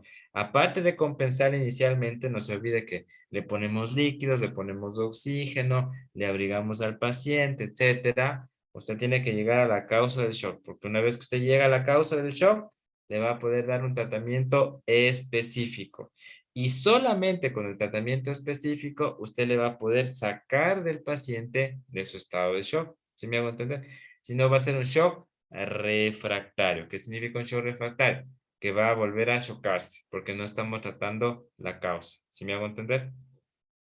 Aunque la estrategia terapéutica encaminada a conseguir unos determinados objetivos cuantitativos no han demostrado mejorar la supervivencia o título orientativo, son los siguientes, perdón, a título orientativo o los parámetros que nos orientan son los siguientes. Que al menos, si usted le hace una gasometría al paciente, la presión de oxígeno esté en más de 60 milímetros de mercurio o idealmente la saturación venosa central en la cava superior esté en más del 70% o una saturación venosa mixta mayor al 65%, ¿no? ¿Cómo se hace esto? Determinando la gasometría arterial. A través de la gasometría usted va a poder determinar si la presión de oxígeno está en más de 60 milímetros de mercurio, ¿no? O la saturación venosa central está en más del 70%. Tendremos que hacerle, si el paciente está ya colocado en una vía central, sáquele una muestra de la vía central y haga la gasometría. Ahí usted va a tener la saturación de la vena cava. Estamos, ya saben que directamente sobre la vena cava, ¿no? Presión arterial sistólica por encima de 90 milímetros de mercurio. Ese es el objetivo. Mire, si su paciente sigue con 80-40 y ya le pasa 3.000 de líquidos, no se engañen, no le siga dando líquidos, administre de vasopresores, porque no estamos llegando al objetivo terapéutico de la presión arterial sistólica, que es al menos tener 90 o más milímetros de mercurio o una tensión arterial media igual o superior a 65. No se olvide eso. Presión arterial sistólica igual o mayor a 90 milímetros de mercurio y la presión arterial media igual o superior a 65 milímetros de mercurio. Presión venosa central. Si tuviésemos el chance de medir la presión venosa central, cuando el paciente tenga ya vía central, de 10 a 15 centímetros de agua. Diuresis mayor a 1 ml por kilogramo por hora. No se olvide que uno de los signos que más nos orientan a nosotros a establecer que el paciente esté en un estado de shock es la alteración de la diuresis. Si el gasto urinario de su paciente es menor a 1 ml por kilo por hora, significa que su paciente está grave. Peor aún, si su paciente no orina ni una gota, está totalmente anúrico, significa que su paciente está en un estado severo de shock. Si me hago entender, estado severo de shock. Corrección de la acidosis metabólica y normalización de la concentración sérica del lactato. Igual eso lo vamos a determinar a través de una gasometría arterial o gasometría venosa. El lactato igual me sirve. ¿Cuáles son las medidas generales que usted debe tener en cuenta en un estado de shock? Canalización de 2 vías periféricas, generalmente con catéter número 14 o catéter número 14. Si no puede canalizarse por vía periférica, el acceso alternativo transitorio es una vía intraósea, sobre todo en casos pediátricos, por ser más rápido que la vía venosa central. Tan pronto se disponga de las garantías de seguridad adecuadas, debe instaurarse una vía venosa central, que sea yugular, subclavia o femoral. La que más nosotros utilizamos es la yugular, ¿no? Porque no se olvide que a través de los accesos venosos centrales vamos a poder administrar con seguridad líquidos y sobre todo con seguridad vasopresores. No se olvide que los vasopresores tienen un efecto adverso si se administran por vía periférica, es decir, por los brazos, que es la necrosis tisular. Hasta cierto punto se puede administrar por vía periférica. Por ejemplo, si hablamos de norepinefrina, la norepinefrina se puede administrar hasta 0.2 microgramos por kilo minuto y hasta máximo 12 horas. Si usted se pasa de 12 horas, el riesgo de necrólisis es más alto y por lo tanto el paciente ya debe estar con vía venosa central. Obviamente no le voy a poner en primera instancia vía venosa central, Tengo que saber cómo está la biometría hemática, cómo está la hemoglobina, cómo están las plaquetas, cómo están los tiempos de coagulación y sobre todo debo tener un consentimiento informado, porque no se olvide que la vía central es un medio invasivo. Puedo yo provocar algunas alteraciones secundarias o efectos adversos secundarios a la administración de la vía venosa central. Le puedo lesionar la arteria, le puedo provocar un neumotórax, alguna perforación de algún vaso importante. Entonces, cuando ya usted tenga los exámenes, el consentimiento y todos los insumos, pues vamos a poner una vía venosa central. No es tan urgente, no es tan urgente. Por eso dice inicialmente usted, colóquele 2 vías de grueso calibre periféricas. Y por esas 2 vías de grueso calibre periférico, usted le va a poder manejar inicialmente al shock. Le va a administrar líquidos e incluso vasopresores. Pero ya le dije que los vasopresores hasta cierto punto, hasta 12 horas y hasta cierta dosis. Si usted está dándole al paciente norepinefrina, lo máximo que le puede tener por vía periférica son 0,2 microgramos por kilo minuto y hasta máximo 12 horas. En esas 12 horas, si el paciente sigue chocado, debería tener ya colocada una vía venosa central. Monitorización continua de la presión arterial, ritmo y frecuencia cardíaca, pues es obvio. Si usted tiene un monitor, monitorice al paciente, no le tenga al paciente sin monitorizar. Y todo, sobre todo el trazado electrocardiográfico resulta fundamental, porque si el paciente tiene alto riesgo de presentar una parada cardiorrespiratoria, usted solamente con ver el monitor va a poder ya identificar en qué ritmo le está haciendo al paciente una parada cardiorrespiratoria. ¿Sí me hago entender? Entonces, por eso es esencial, si dispone en este caso de monitores, entonces monitorice al paciente. En este caso, al monitorizar al paciente, usted va a poder establecer si el pacientito presenta en este caso un alto riesgo de presentar una parada cardiorrespiratoria. Solamente viéndole el ritmo, ¿no? Entonces es obvio la monitorización, ¿no? Monitorización continua de la saturación periférica de oxígeno, medida de la pulsosimetría, sondaje vesical con medición de la diuresis. Es esencial, hemos dicho que uno de los signos principales que nosotros nos orientan al establecimiento de estados críticos de un paciente es precisamente las alteraciones urinarias orientadas al gasto urinario. Hemos dicho que un paciente debe tener al menos más de 1 ml por kilo por hora de diuresis. Si usted tiene al paciente anúrico, ya le puso sonda y la funda recolectora está con 0 de orina, significa que el estado del paciente es súper crítico. Al menos si el paciente no tiene antecedentes de falla renal y ahorita el paciente no está orinando, el paciente está súper crítico. Medición horaria de la presión venosa central.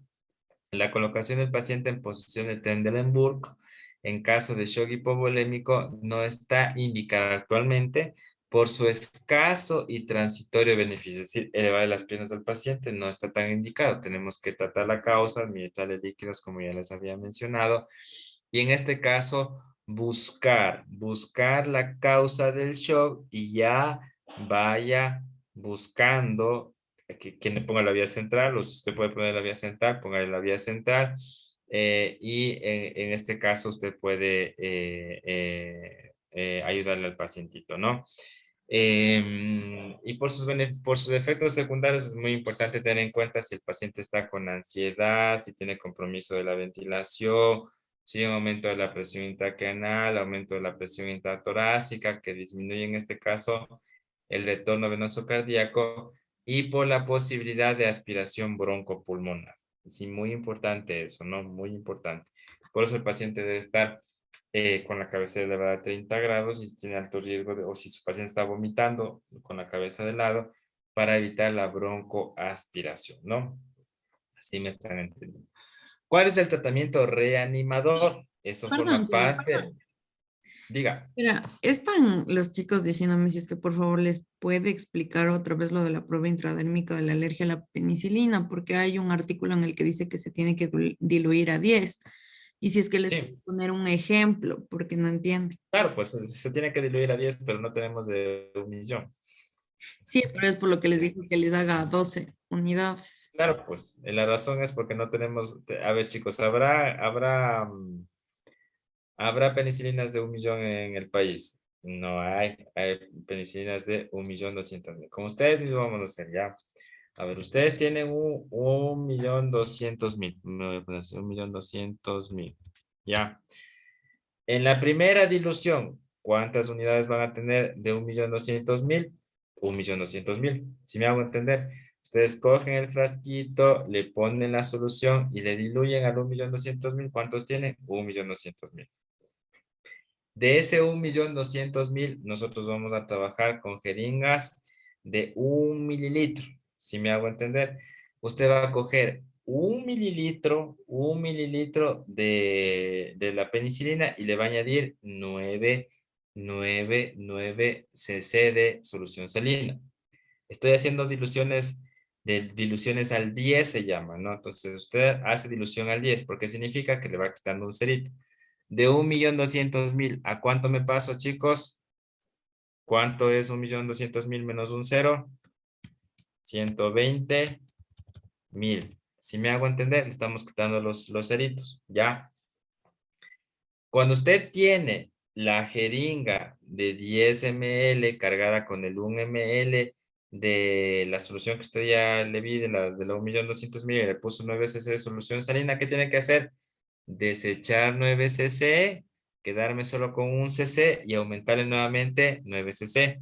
Llegamos a la segunda dilución. En la segunda dilución, ¿cuánto tengo, chicos? Dilución al 10, porque en la primera solamente lo único que hice es preparar. ¿Sí me hago entender? En la primera preparé, en la segunda estoy diluyendo, en la tercera vamos, en la segunda dilución estamos ahorita. ¿Cuánto me bajo un cerito? Ahí estamos con 12.000. ¿Sí me hago entender? ¿Puedo hacer la prueba con 12.000? No puedo hacer la prueba con 12.000. Tengo que bajarme al 2, tengo que llegar al 2. Vuelvo a hacer el mismo proceso. Desecho 9 cc y aumento 9 cc. ¿Sí me hago entender? En esta tercera dilución, ¿cuánto tengo, chicos? 1.200. ¿Ya? En esta de 1.200 ya no le saco 9 ni le pongo 1. Es más fácil coger una jeringa de insulina de 1 cc. Solamente al coger la insulina de 1 cc, usted ya me va a hacer una dilución al 10. Y me coge 0.1 unidades, 0.1 unidades, me hace otra dilución al 10. ¿Sí me hago entender? Entonces aquí usted toma una jeringa de 1 cc y tiene una jeringa de 1 cc y cuando usted la administra esta jeringa o sea, coge la jeringa de un cc, pero de insulina. ¿Sí me está entendiendo o no me están entendiendo? Entonces ahí usted llega a las 12 unidades. Porque al final usted ya se comió los 2 ceros. ¿Sí me hago entender, chicos? ¿O no me hago entender? Sí, doctor. Sí. Ya, sí me entendieron, ¿verdad? Que esto es súper, súper, súper, como que más o menos. Se pasan ya. Vamos a repetir. En la primera, usted hace la preparación. ¿Sí me hago entender? Entonces, ¿estará correcto coger la penicilina de 1.200.000, ponerle el agüita y de ahí encima más le cogen un poquito, un cc nomás le vamos a poner y le ponen al paciente? No, no sabemos cuánto le estamos poniendo. ¿Sí me hago entender? Entonces, en la primera preparamos. En la primera preparamos. En la segunda vamos a empezar a hacer diluciones al 10. ¿Cómo hacemos diluciones al 10? De lo que usted tiene ya la penicilina, cójale solamente 1 centímetro y añádale 9 centímetros. ¿Sí me hago entender? Al añadirle 9 centímetros, usted tiene la primera dilución al 10. Ya no tiene 1.200.000 unidades, tiene 120.000. ¿Puedo hacer con 120.000? No, tengo que hacer otra dilución. ¿Cómo hago la dilución? Bota 9 cc de la jeringa de 10 y se queda con un hito y nuevamente me carga 9 cc de solución salina. Estamos hablando de 10, pues se llama diluciones al 10. En la segunda dilución, usted ya no tiene 120.000 unidades. usted tiene 12.000 unidades.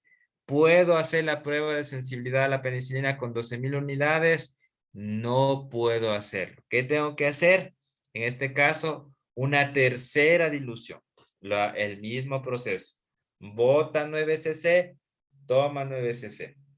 En esta tercera dilución, usted tiene tiene 1.200 unidades de penicilina. ¿Puedo trabajar con 1.200 unidades de de penicilina? No puedo, tengo que llegar a las 2. Pero para hacer el último paso es muy fácil, porque usted coge una jeringa de insulina. Usted sabe que la jeringa de insulina tiene 1 mililitro, si me hago entender, tiene solamente 1 mililitro. Y como tiene solamente 1 mililitro, le va a cargar solamente 0.1 cc. Si me hago entender? Si han visto pues las jeringas de insulina, él le carga solamente ¿cómo se llama? La jeringa, 10 rayitos. O sea, una unidad son 10 rayitas chiquitas. Si me hago entender eso, chicos? Y de ahí usted tiene ya, se come 2 ceros. ¿Por qué se come 2 ceros? Porque ya está utilizando una jeringa de 10, de 1 cc, y está utilizando de las 100 unidades, tan solo 10. Por eso se van 2 ceros. Y usted tiene 12 unidades. Y con esas 12 unidades, ahí sí coge. Y es más fácil, porque como ya sabe que la prueba se hace de subdérmica, de una vez ya le voy a cargar con la jeringa de insulina, le voy a administrar de forma subdérmica y le hago. ¿Sí me hago entender? Entonces, se supone que esto deben ser respeto a las enfermeras, pero ni las enfermeras lo hacen así. Ustedes han visto a las enfermeras hacer estas diluciones y en los mismos hospitales pasa. A veces tenemos pacientes que hacen alergia a la piperacilina más tazobactam porque han sido alérgicos a la penicilina. ¿Sí me hago entender? Y nadie les hizo la prueba de alergia a la penicilina. O sea, digo, ventajosamente los casos siguen siendo muy raros, pero, como les he mencionado, chicos, no está de más que usted le haga la prueba de alergia a la penicilina si es un paciente que nunca ha recibido la penicilina, ya, porque supóngase que por ahí usted se gana la lotería y, como le digo, está metido en Pangua y justamente esta niñita ha sido alérgica a la penicilina y usted dice, no le pasa nada, póngale 600.000, con 600.000 no pasa nada, Liz. ¿Cómo que no pasa nada? La literatura dice que con tan solo 20 unidades, el paciente que es alérgico a la penicilina ya le hace una reacción alérgica. ¿Sí me hago entender? Usted le puso 2 unidades a la niñita y enseguida el bracito se le hizo rojo. O sea, no, el paciente nunca va a llegar a ser shock anafiláctico, si me hago entender, porque le pusimos de la final 2 unidades. Pero ya le hizo el brazo rojito, ya le está picando. Entonces, ¿qué significa eso? Que mi paciente está alérgico a la penicilina. No le voy a poner penicilina, sino que busco otras opciones terapéuticas, ¿no? Y no se olvide que dentro del medio extrahospitalario, la principal indicación para administrar penicilina corresponde a la faringoamidalitis postestreptocócica y a la sífilis gonocócica. Usted ya sabe eso, ¿no? Ahí sí, mátele nomás a la gonorrea con la penicilina. Pero obviamente siempre hágale la prueba de tolerancia a la penicilina. Así me hago entender por qué puede tener un paciente alérgico. En las faringoamigdalitis estreptocócicas, el objetivo de administrar al paciente penicilina es evitar las complicaciones postestreptocócicas. ¿Cuáles son las complicaciones postestreptocócicas? La glomerulonefritis postestreptocócica y la carditis postestreptocócica. Entre las dos, ventajosamente, la más frecuente es la glomerulonefritis postestreptocócica. ¿Y por qué digo ventajosamente? Porque es reversible, responde a corticoides. Mientras que la carditis postestreptocócica podría llegar a provocar en el paciente, una valvulopatía, que obviamente es irreversible, y en casos extremos pudiese llegar a requerir recambio valvular. Ventajosamente estas patologías ya no son tan frecuentes actualmente por el uso indiscriminado de los antibióticos. Podría ser una ventaja, ¿no? El uso indiscriminado de los antibióticos, usted se va a la farmacia y el farmacéutico le da cualquier penicilina o cualquier antibiótico, evita esto, si me hago entender. Pero también el uso indiscriminado de los antibióticos nos ha llevado por otro lado a la farmacoresistencia, a la antibiótico resistencia. Tenemos gérmenes multidrogoresistentes que incluso ya no tenemos nada que darles a los pacientes. Inicialmente la Klebsiella que teníamos en las unidades de cuidados intensivos en COVID, por ejemplo, era sensible a la amicacina, era sensible a la vancomicina, al meropenem, antibióticos de amplio espectro. Pero ahora la KPC es resistente a todos los antibióticos. Solamente es parcialmente sensible a la tigeciclina y nada más. No tenemos otra opción de terapéutica en estos pacientes. Entonces, imagínense que el uso indiscriminado de los antibióticos nos ha llevado a esto, ¿no? Que incluso antibióticos ya de muy amplio espectro, como la colistina y la tigeciclina, ya empiecen a tener resistencias intermedias. En algún momento vamos a tener resistencias completas y no vamos a tener que darles a los pacientes y por eso se mueren. No les mató el COVID, pero les mató la KPC de la UCI, ¿no? Muy bien. Regresemos acá a lo del tratamiento, ¿no? Entonces, obviamente, monitoricen al paciente, ya habíamos dicho, y búsquele la causa, ¿no? Estamos en el tratamiento reanimador. Simultáneamente a las medidas generales se inicia el tratamiento de reanimación basado en el algoritmo ABCD, que es el mismo del tratamiento de reanimación que sigue las guías americanas de soporte vital básico y soporte vital avanzado. Esto está encaminado a asegurar la permeabilidad de la vía aérea, que significa la A, mejorar la oxigenación y ventilación, que corresponde a la B, corregir el deterioro hemodinámico, que corresponde a la letra C, y tratar el dolor. ¿Sí me hago entender? Todo esto es importante. Puede ser que un paciente chocado esté con dolor. Me dedico a la hipotensión, le canalizo 2 vías, le pongo vía central, le pongo vasopresor, pero el paciente sigue con dolor. Entonces también es un pilar del tratamiento, no nos olvidemos. Y siempre inicialmente tratamos de utilizar analgésicos inocuos, ¿ya? Por ejemplo, si usted sospecha que su paciente tiene un infarto agudo de miocardio, le podemos poner AINES, le podemos poner ketorolaco, le podemos poner diclofenaco. No, porque tiene un alto riesgo de ruptura miocárdica. ¿Qué le ponemos? Tramadol. Y con el tramadol le resolvemos. ¿Sí me hago entender? Pero vamos también al otro contexto. Si su paciente está con shock hipovolémico, pues está con náusea, con vómito, y usted le mete tramadol, usted sabe que el efecto reverso del tramadol es la náusea, aumenta peor la náusea y el paciente está ahí vomita y vomita y vomita.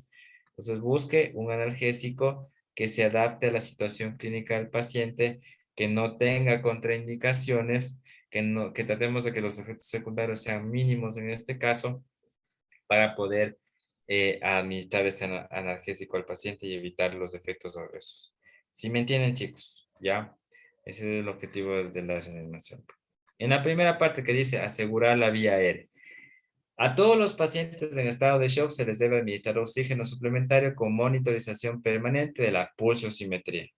No pasa nada inicialmente, chicos. Obviamente que si ya después el pobre paciente tiene saturando 100%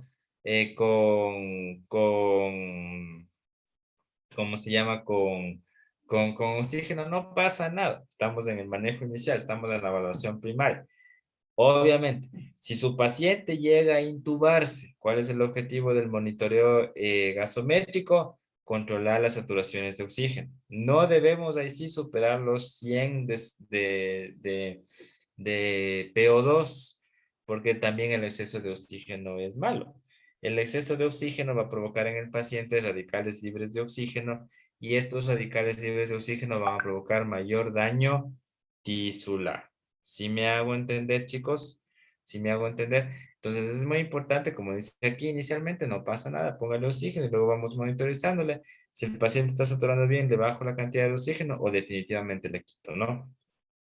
Inicialmente se administra oxígeno a alto flujo, bien mediante mascarilla tipo Venturi, son estas mascarillas que tienen una mayor adaptación hacia la zona facial, con una FIO2 del 50%, o bien a través de mascarillas con reservorio que permite aportar mayores concentraciones.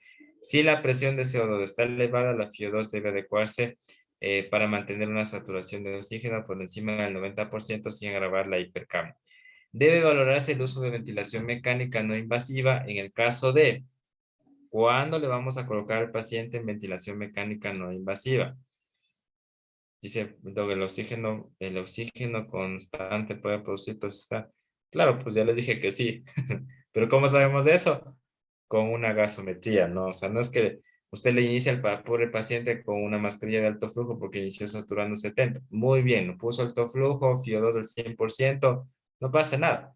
Pero ya pasan 6, ya estamos diciendo que el objetivo inicial del tratamiento de un paciente son 6 horas. Pasan 6 horas, y usted, el paciente está saturando 100%. Es que bueno, mi paciente está saturando 100%. Me alegro. Tampoco es bueno, tampoco es bueno. Hágale una gasometría, véale cómo está la presión de oxígeno. Si la presión de oxígeno supera los 100 milímetros de mercurio, el paciente está con mucho oxígeno, baje la FiO2. Porque le digo que el exceso de oxígeno va a producir en el paciente una formación de radicales libres de oxígeno que también tienen un efecto neurotóxico, son tóxicos desde el punto de vista molecular para las células neuronales, ¿no? Inicialmente se administra oxígeno alto flujo, ya les dije, ya. A ver, tengo aquí alguna pregunta. Dice, Doc, la morfina para el dolor, pues sí, sí, muy bien. La morfina es un excelente analgésico, pero también baja la presión, no se olviden, ¿no? Los analgésicos tipo opioides son excelentes analgésicos, pero me bajan la presión. ¿Qué quiero decir esto? Que si su paciente está con shock y con dolor, obviamente el objetivo primario no es el dolor, es parte del tratamiento complementario, pero usted inicialmente me trata el shock.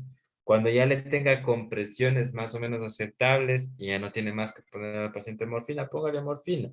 Dosis bajitas y le vamos ahí monitorizando cómo va el paciente. 2 miligramos, por ejemplo, de morfina podría darle inicialmente a un paciente para ver cómo va respondiendo al dolor, pero siempre y cuando usted haya mejorado la hemodinámica. Quiero decir esto, si tiene su paciente chocado y con dolor, póngale licenciada morfina y el paciente estaba con 70-30 de presión, ahora el paciente está con 20-30 de presión y le va a hacer una parada cardiorrespiratoria. ¿Quién tiene la culpa? Usted, porque inicialmente no me está tratando el shock. ¿En dónde le dije que la D del dolor mata? No hay D del dolor. Sí le va a matar la hipotensión, la hiposemia, la acidosis, la hiperpotasemia, la hipotermia, pero el dolor no. Entonces el dolor se aguanta. ¿Sí me hago entender? Aguanta un poquito el dolor, porque tenemos que primero salvar la vida. ¿Sí me hago entender? Póngale líquidos, póngale vasopresores, corríjame la acidosis, corríjame la hiperpotasemia, la hipotermia, etcétera, las H's de la muerte y el dolor que se espera.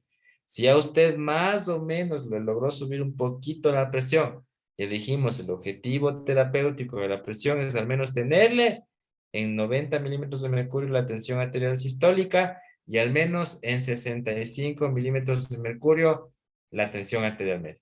Si ya logró ese objetivo terapéutico en el tratamiento inicial del shock, pues ahora sí, el paciente está con dolor, vamos a darle un analgésico. ¿Qué analgésico tengo? Si tengo morfina, dele morfina.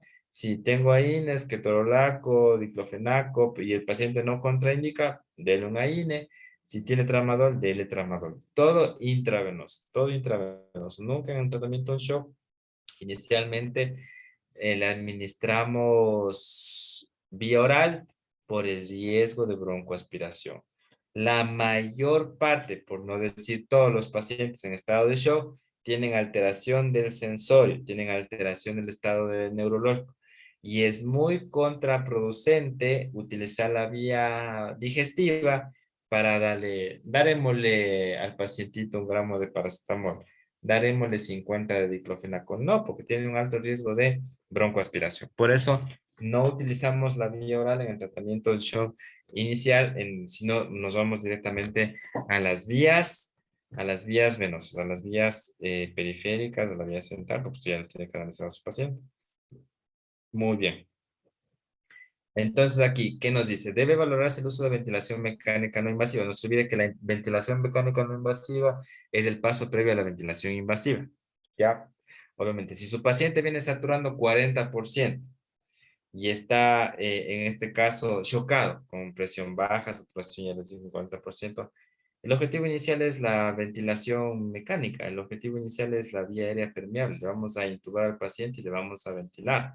Eso es un caso extremo. Pero si no estamos en ese caso extremo, podemos, antes de optar por la ventilación invasiva, optar por la ventilación no invasiva. ¿Por qué?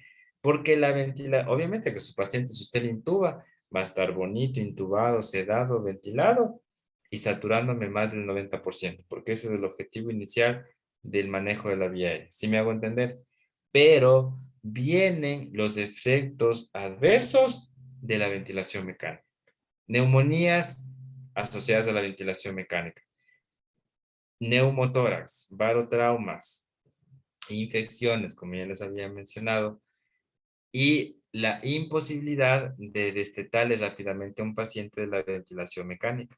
Cuando un paciente supera los 7 días de la ventilación mecánica, el riesgo de que termine en traqueostomo es alto, ¿no? Entonces, por eso tengo que tener en cuenta, ¿no? Entonces, yo, qué sé yo, por la adrenalina, ¿no? Este paciente, vamos, de una le intubamos, le intuba al paciente, pero después, ¿qué secuelas le van a quedar? Es un paciente que va a quedar con traqueostomo, que le va a dar una neumonía, que le va a dar un neumotórax, un barotrauma, etcétera, y puede complicarse más. Si me hago entender, porque yo de una fui y le intubé. No, inténtelo no invasivo. En el contexto de un paciente crítico, obviamente la línea es muy fina en este sentido. Mientras menos invasivos seamos, es mejor. ¿Sí me hago entender? Si ya necesito la vía central, le vamos a poner la vía central. Pero si el paciente me responde a las 2 vías periféricas gruesas que le tengo yo canalizado, me sigo utilizando la vía periférica porque estoy tratando de ser menos invasivo. ¿Sí me hago entender? Entonces me va a decir, no, no, pero yo como quiero practicar ponerle vía central, vamos a poner a este paciente vía central. Como usted está en su curva de aprendizaje, le pone la vía central y le pincha la arteria y le hace un hematoma, le pincha el pulmón, le hace un neumotórax. Entonces estamos haciéndole más daño que bien al paciente. Estamos irrespetando un principio de la bioética que es no hacer más daño del que ya está hecho, que es la no maleficencia. ¿Sí me hago entender? Entonces, por eso ustedes tienen que tener muy en cuenta lo que en el paciente, en este caso, estamos haciendo. Mientras menos invasivos seamos, es mejor en el contexto del paciente. Si me hago entender, o sea, no, como el doctor me dijo que no sea invasivo, no le voy a poner la vía central, pobre paciente está 6 horas, consigue con 70-30, ya le ha metido 5,000 de líquidos. No, póngale vía central porque el paciente necesita vía central. Usted le inició con ventilación no invasiva y el paciente sigue taquineico, sigue hipoxémico, está con distrés respiratorio severo, intúbele al paciente, ya no hay de otra, o sea, no le vas a tener 2-3 días de ventilación no invasiva. Intúbele al paciente porque obviamente ya no está respondiendo a la ventilación no invasiva, ¿no? Si me hago entender.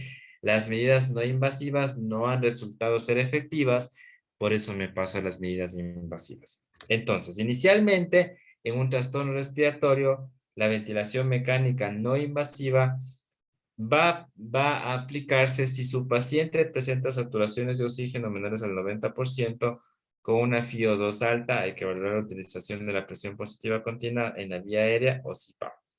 Si el paciente está taquipneico, si está con una frecuencia respiratoria mayor a 30 respiraciones por minuto, dele ventilación no invasiva.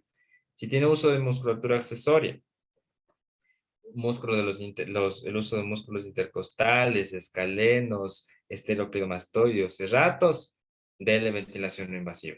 Si tiene una gasometría con una PCO2 elevada, es decir, el paciente está hipercápnico, acuérdese que la presión de CO2 en una gasometría es de 35 a 45 milímetros de mercurio. Entonces, si vamos ya por encima de los 45 milímetros de mercurio de PCO2, el paciente está entrando en hipercapnia.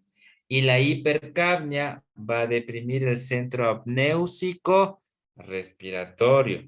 Y al deprimir el centro apnéusico respiratorio, el paciente tiene un alto riesgo de presentar parada respiratoria hipercápnica. ¿Sí me hago entender?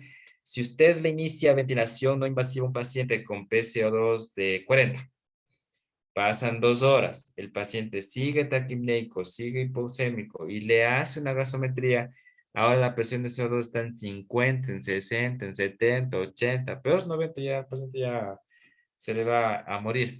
Va a ser en cualquier momento una parada respiratoria. Vamos a necesitar ventilación mecánica. ¿Sí me hago entender? Pero justificamos, ¿no? El deterioro respiratorio que tengo en un paciente en estado de shock que me hizo utilizar una mascarilla de tipo Venturi, una mascarilla de alto flujo, que no responde, me voy a la ventilación no invasiva. ¿Cuáles son las indicaciones? Por persistencia de la saturación de oxígeno menor de 90, por la taquimia del paciente que esté más de 30, porque me está utilizando musculatura accesoria, esté entrando en un síndrome de distrés respiratoria severa o SDRA y tiene hipercapnia. Vamos a intentar. Hacemos en unas 2 horas una nueva gasometría y el paciente sigue hipoxémico, sigue saturando 80, sigue taquipnéico, ahora más bien la frecuencia respiratoria es de 40. Está con el uso de la musculatura accesoria que más bien ha empeorado y la PCO2 está en 55, en 60, en 70, etcétera. Significa que el paciente ya le está pidiendo intubarse, ¿no? Porque ya no hay respuesta a la ventilación no invasiva. No hay de otra. Nos vamos por la ventilación invasiva. Por eso aquí dice, si fracasa la ventilación no invasiva, se procede a la intubación orotraqueal y el inicio de la ventilación mecánica. Si a usted le ponen un caso en el examen del CASES de un paciente que está en estado de shock y que no responde a las medidas iniciales no invasivas, la siguiente medida va a ser necesariamente la ventilación mecánica. No debo persistir con estas indicaciones no invasivas porque igualmente el riesgo de mortalidad de un paciente que presenta una parada cardiorrespiratoria es alta, ¿no? Muy bien, vamos a la C, que es la estabilización de líquidos, administración de líquidos, pues significa C, circulación. Inicialmente la reanimación se realiza con la administración de líquidos en bolos. Mire, en ningún momento la guía le dice inicialmente la reanimación es con dobutamina, con norepinefrina, con noradrenalina, a excepción de shock anafiláctico, es otra cosa. Pero inicialmente, como dice aquí, la reanimación es con líquidos. Se administra soluciones cristaloides salinas en forma de cargas intravenosas de 500 a 1000 mililitros y se los debe pasar en 15 a 30 minutos. Esas son las cargas de volumen que les vamos dando al paciente. No se olvide, de 500 a 1000 mililitros en un periodo de 15 a 30 minutos. O usted también puede calcularle a 30 ml por kilo de peso. La respuesta de la infusión a los líquidos puede ser la siguiente. Mejoría de la presión es algo más evidente. Es si su paciente vino con 70-30 de presión, usted le puso 1000 de solución salina en bolo de 15 minutos, le toma los signos vitales de la media hora y el paciente está con 160, significa que la resucitación o reanimación inicial con líquidos está dando su efecto positivo, es decir, el paciente está respondiendo a las medidas iniciales y puede hacer que no sea necesario el uso o no sea necesario el uso de vasopresores. ¿Sí me hago entender? Porque mejora la presión arterial. Y la diuresis.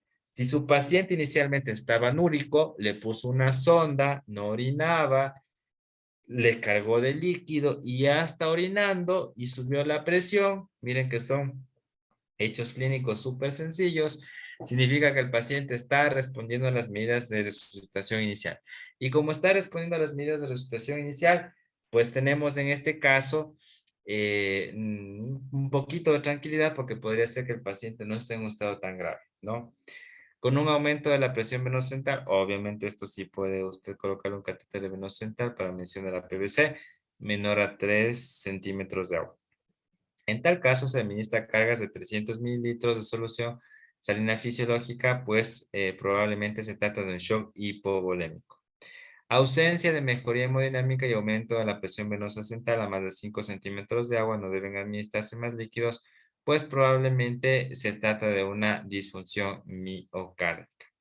Una vez decidido suspender la sobrecarga de líquidos, se administra solución glucosalina infundiendo a un ritmo de 42 gotas o 300 ml en 24 horas de sus días de mantenimiento, según la etiología del shock. No se olvide que uno de los objetivos principales del abordaje terapéutico de estado de shock es que usted pueda determinar la etiología, la causa del shock y las circunstancias clínicas que en ese momento está pasando el paciente.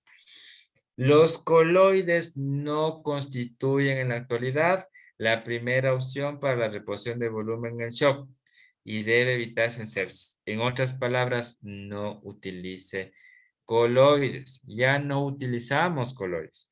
Si su paciente no responde, ¿por qué es esto? Por la evidencia.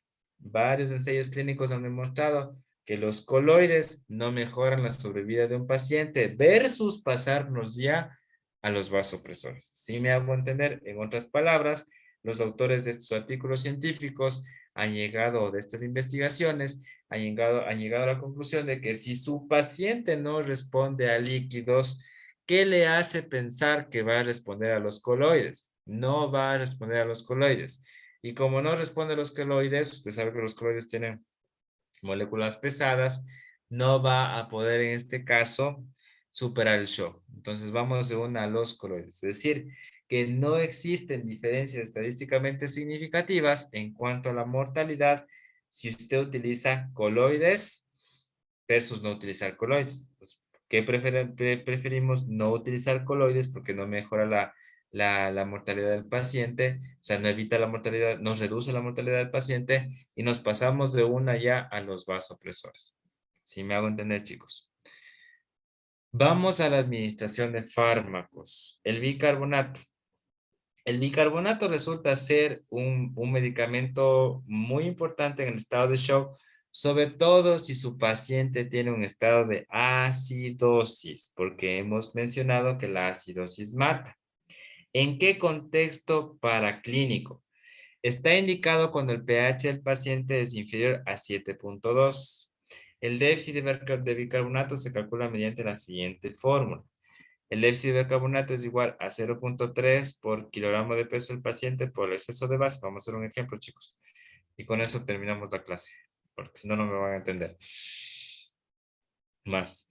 El resultado obtenido es igual a la cantidad de mililitros de bicarbonato sódico necesaria. Se administra la mitad en 30 minutos y se realiza una nueva valoración gasométrica 60 minutos después de finalizar la infusión. Vamos a hacer un ejemplo. Si el pH continúa siendo menor a 7.2, se realiza un nuevo cálculo y la consiguiente reposición teniendo en cuenta que siempre debe administrarse el 50% del déficit calculado. No, vamos a repetir. Dice, el resultado obtenido es igual a la cantidad, la fórmula de reposición del bicarbonato es 0.3 por el peso del paciente en kilogramos por el exceso de base. El resultado obtenido es igual a la cantidad de mililitros de bicarbonato que se debe pasar si es necesario. Se administra la mitad en 30 minutos y se realiza una nueva revaluación gasométrica en 60 minutos. Después de finalizar la infusión, el pH continúa, si el pH continúa siendo inferior a 7.20, se realiza un nuevo cálculo y con la siguiente reposición, teniendo siempre en cuenta que debe administrarse el 50% del déficit calculado. Muy bien, verán, vamos a hacer con ustedes un ejemplo en el chat. Entonces, verán, ustedes tienen la siguiente gasometría. Tienen un pH hecho pedazos. Un paciente con 6.9 de pH que tiene una presión de oxígeno limítrofe. Pongámosle diga Elvis, de una presión de oxígeno de 50, una presión de CO2 igual, pongámosle de 50. Pero el paciente, oh sorpresa, tiene un bicarbonato de 7 y tiene un exceso de bases de menos 8. Menos 9. Y el paciente pesa, el clásico, 70 kilos, ya pesa 70 kilogramos. Dígame, Elvis. Elvis levantó la mano. 62, Elvis, constante. No, disculpe, pero señor, que me confundí. O sea, señor, presioné mal. Disculpe. ¿Qué cosa? No, que presioné mal, o sea, Ya. siga nomás, sí. Muy bien, entonces vamos. Pues vamos a reponerle el bicarbonato a este paciente que tiene una acidosis. Ya sabe que la acidosis mata. Entonces el paciente tiene una presión, un pH de 6.9, tiene una presión de oxígeno baja, no está en 50. Entonces digo, el paciente tiene una acidosis respiratoria, es una acidosis mixta. ¿Por qué es acidosis mixta? Porque la presión de oxígeno está baja y el bicarbonato también está bajo. El bicarbonato está en 7.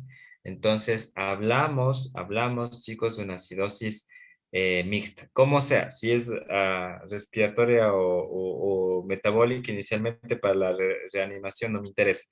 Me interesa sacar al paciente el pH 6.9 porque se sabe que si el paciente persiste más de 6 horas en acidosis, el paciente va a caer en una parada cardiorrespiratoria. Si me hago entender. Entonces apliquemos la fórmula. Entonces, ¿qué tenemos que hacer, chicos? Multiplicar 0.3 por el exceso, por el peso del paciente, que es 70, y por el exceso de bases, que es 9. Ya, entonces, realiza esta operación, chicos. Usted tiene 0.3. 0.3. ¿Ya calcularon? Ya, 189. Muy bien, 189. Redondeamos en 200. Redondeamos en 200, ¿ya? ¿Qué dice aquí? O sea, ¿cuánto le hace falta al paciente de bicarbonato? Dice, el resultado obtenido es igual a la cantidad de mililitros de bicarbonato que nosotros tenemos para pasar al paciente. Se administra la mitad en 30 minutos, ¿ya? Ustedes saben que cada ampolla de bicarbonato viene de 10 mililitros. Redondeemos en 20 ampollas. Si me hago entender por qué salen 20 ampollas, porque usted calcula 200 mililitros. Le hace falta al paciente 200 mililitros de bicarbonato. Y cada ampolla de bicarbonato viene con 10 mililitros. Por lo tanto, si usted necesita 200 mililitros, ¿cuántas ampollas de bicarbonato necesita? 20. Pero no le vamos a dar las 20, le vamos a dar el 50%. ¿Cuál es el 50% de 20? 10. Y eso le damos en 30 minutos. ¿Cuál sería la prescripción en este caso? Bicarbonato de sodio, 10 ampollas, entre paréntesis 100 miliequivalentes, intravenoso, pasar en 30 minutos. No se olvide que el bicarbonato no se diluye, el bicarbonato se pasa directo, rompe ampolla, rompe ampolla, rompe ampolla, carga ahí en una solución sin nada y le manda. Si me hago entender, una solución vacía, porque el bicarbonato no se diluye. Si me hago entender, el bicarbonato no se diluye. El bicarbonato se pasa directo. Ya el bicarbonato se pasa directo. El bicarbonato de sodio, no se olvide, el déficit de bicarbonato se calcula mediante la fórmula 0.3 por el peso del paciente en kilogramos por el exceso de base. Esa cantidad que le da la fórmula le dice los mililitros de bicarbonato que le hacen falta al paciente. Entonces, cuando ya usted administre, calcule esto, entonces le pueden darle al paciente, reponer al paciente, pero le puedes reponer el 50%, no el 100%, el 50%. Y el 50%, no pongan el ejemplo de la fórmula. Ahorita estamos haciendo la fórmula del bicarbonato. Ya, para que ustedes hagan. Muy bien, eso les voy a dejar de tarea para que me hagan para mañana. Hasta aquí vamos a llegar, Steffi. Mañana sí les voy a dar clases, igualmente a las 7 de la noche. Ya, A ver, les queda de mañana para tarea reponer el déficit de sodio, el déficit de bicarbonato de un paciente que tiene pH 7. Presión de oxígeno, vamos a ponerle metabólico puro, 80. Presión de CO2, 40. Y tiene un bicarbonato que está en 10. Y es un paciente que pesa 80 kilos. ¿Ya? Entonces, con esta gasometría, chicos, ustedes apliquen la fórmula del déficit de bicarbonato, que ya le compartí el capítulo a Steffi. Apliquen la fórmula y ustedes van a poder calcular el déficit de bicarbonato. Estamos hablando, chicos, en situaciones, perdón, exceso de base. El exceso de base de este paciente es menos 12. ¿Ya? Estamos hablando del estado general de shock, ¿ya? Porque si hablamos de cetoacidosis diabética, hay un algoritmo para la cetoacidosis diabética que le dice, usted le pasa bicarbonato siempre y cuando el pH sea menor a 6.9. Y ahí usted igual calcula la misma fórmula y le pasa. Si me hago entender, la fórmula sigue siendo la misma, pero en el contexto de una cetoacidosis diabética, solamente si el pH es menor a 6.9. Pero si el paciente con cetoacidosis diabética está chocado y su pH está menor en menos de 7.2, le pasa bicarbonato. Si me hago entender, chicos, cómo son cosas totalmente diferentes. Por eso usted debe saber el algoritmo de la cetoacidosis diabética y el algoritmo del shock. Pero si su paciente está chocado, nos pasamos acá, porque ya sabe que el riesgo de mortalidad del paciente es más alto, ya es más alto, porque su paciente está hipoperfundido, está hipotenso, está taquicárdico, está hipoxémico, está acidótico, y si usted no resuelve la acidosis, se va a morir el paciente. Si me hago entender lo que hemos estado hablando hasta el momento, hemos resuelto la parte ventilatoria, hemos resuelto la parte circulatoria, hemos resuelto la parte metabólica, porque estamos hablando de acidosis, y mañana vamos a hablar de vasopresor. Les voy a dar las fórmulas, cuál es la dosis de la norepinefrina, de la dobutamina, de la dopamina, cómo se prepara, cómo se administra y cómo la combinamos. Porque también podemos combinar vasopresores. Cuando un vasopresor llega a la dosis tope, pues ya en este caso podría ya no seguirse administrando, en este caso, el vasopresor, ¿no? Muy bien. ¿Sí entendieron, chicos, por favor? ¿Sí entendieron? ¿Alguna pregunta que tengan?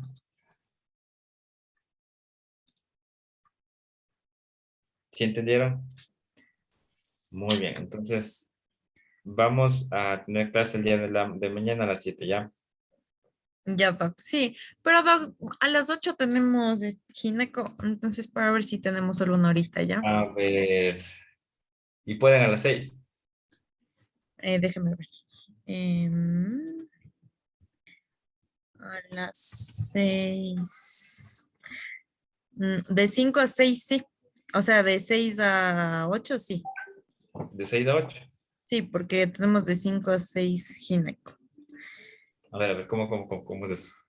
Es que nos está ayudando la Doc Magus Naranjo, Doc, Ya. con la mitad de los temas. Entonces, la otra mitad va a dar otro doctor y tenemos a las 5, de 5 a 6 con la Doc Magus. Ah, ya. Tenemos con usted y de ahí en la noche con otro doctor gineco. Ah, ya, eso no sabía, ese desfase. Ya, ajá, Ya, entonces mañana a las 6, ya, Doc. de 6 a 8. Ya, chicos, entonces nos vemos mañana, ya. Estudiarán. Por todo, doctor. Gracias, Doc. Ya, chicos, nos vemos.